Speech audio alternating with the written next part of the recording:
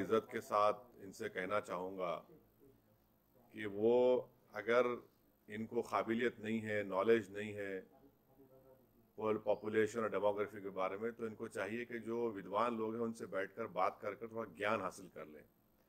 ये ज़रूरी नहीं है कि आप नाक से कैसा सांस छोड़ना, पेट कैसा हिलाना, सर नीचे पैर ऊपर करने से आप में इंटेलेक्चुअल काबिलियत नहीं पैदा हो जाती। हो सकती है। हम इनसे इतना ही कहना चाहेंगे कि इंडिया का जो डेमोग्राफी डिविडेंड है, हमारा 50% पॉपुलेशन 25 साल से कम उम्र का है, 75% पॉपुलेशन 36 साल के नीचे का है।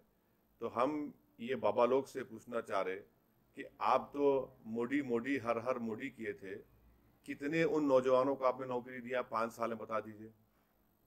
कितनों को नौकरी दी आपने, कितने किसानों को नौकरी दी आपने।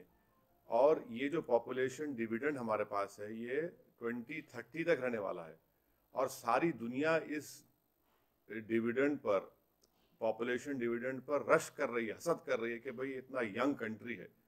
तो हम इन बाबा लोग से पूछना चाह रहे हैं जो सर नीचे टांग ऊपर और पेट हिलाते हैं, नाक से सांस छोड़ना दुनिया को सिखाते हैं, भाई नौकरी तो दिला दीजिए। आप तो मोदी का नाम लेकर लोगों को वोट डालने के लिए कहा था, तो नौकरी क्यों नहीं दिलाते नौजवानों को आप? तो आप ज्ञान हासिल कर लीजिए।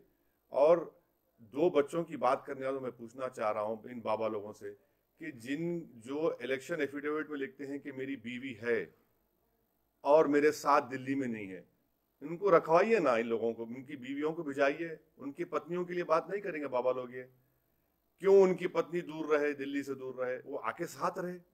भाई ये भी तो देश के लिए जरूरी है। जब आप कह रहे हैं कि 2 बच्चे नहीं रहना, तो फिर जिनकी बीवी है वो क्यों साथ नहीं रहेगी?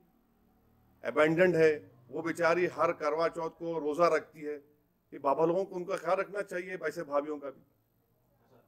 ईवीएम को लेकर के काफी जो है चिंता जताई जा रही है, काफी कंट्रोवर्सी हो रही है। एक तरफ यहाँ पर आज धरना हुआ है, दूसरी तरफ आज चीफ इलेक्शन कमिश्नर ने कहा है कि जो भी इस पर डाउट उठा रहे हैं वो उनकी फैंटेसीज है, विम्स है, और वो अपने ईवीएम के साथ ही चलेंगे।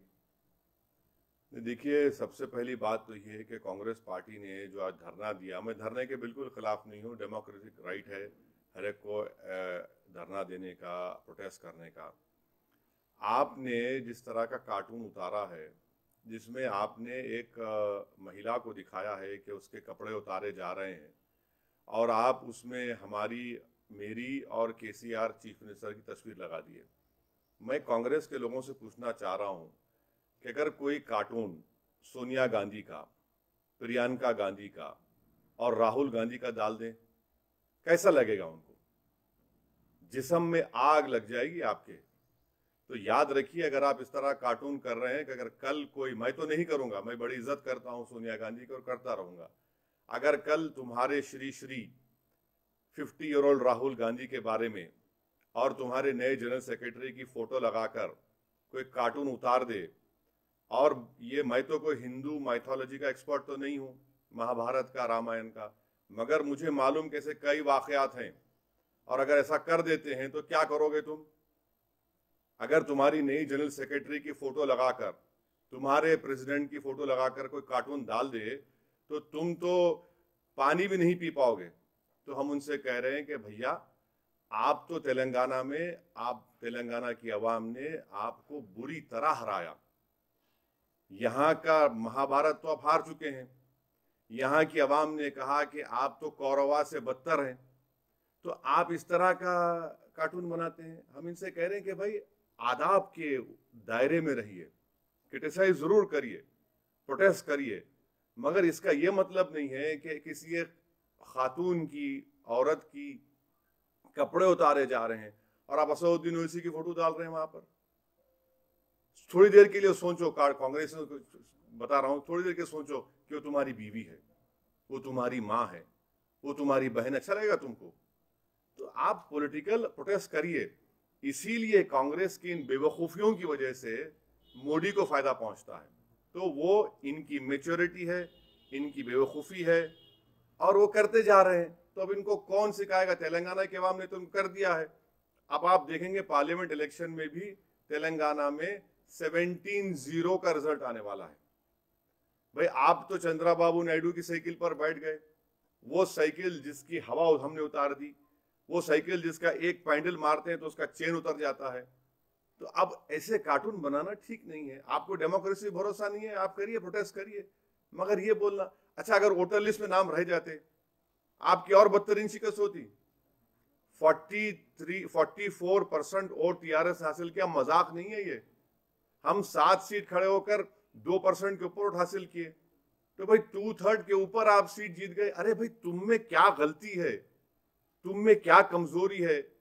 राहुल गांधी को तेलंगाना के हम रिजेक्ट किया, जहां पर मोहतरमा सोनिया गांधी का जलसा हुआ वहां पर आप 80,000 वोट से हार गए। 3 सभाएं राहुल गांधी ने किए। अरे भैया आप देखो ना कि जो प्रोडक्ट को तेलंगाना के अवाम पसंद नहीं कर रही, वो बार बार रिलॉन्च कर रहे हैं, रीपैकेज कर रहे हैं, चेहरा बदल रहे हैं। तो ये छोड़ दो आप, ये गलत है। ये प्रोडक्ट को मना कर रहे हैं लेकिन अब नया प्रोडक्ट भी ला रहे हैं ना सर। नहीं ठीक है, उनके अख्तियार है। मैं देखिए, मैं किसी भी महिला पर इस तरह के रिकेक और गंदी किस्म के हमले नहीं करता हूं। पॉलिटिकल क्रिटिसिज्म करेंगे, मगर कांग्रेस पार्टी इतनी नीचे गिर रही है, कल कोई कर देगा तो कल कांग्रेस पार्टी प्रोटेस्ट ना करें।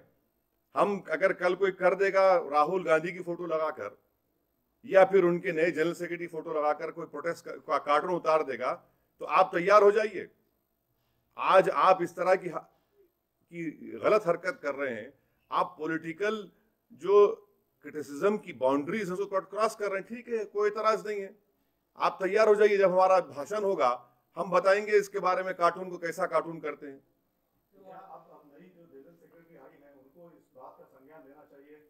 अरे हमको उससे मतलब नहीं है, इससे मतलब नहीं है। वो कौन किसको, उनका इंटरनल पार्टी का मामला है, I am not privy to it.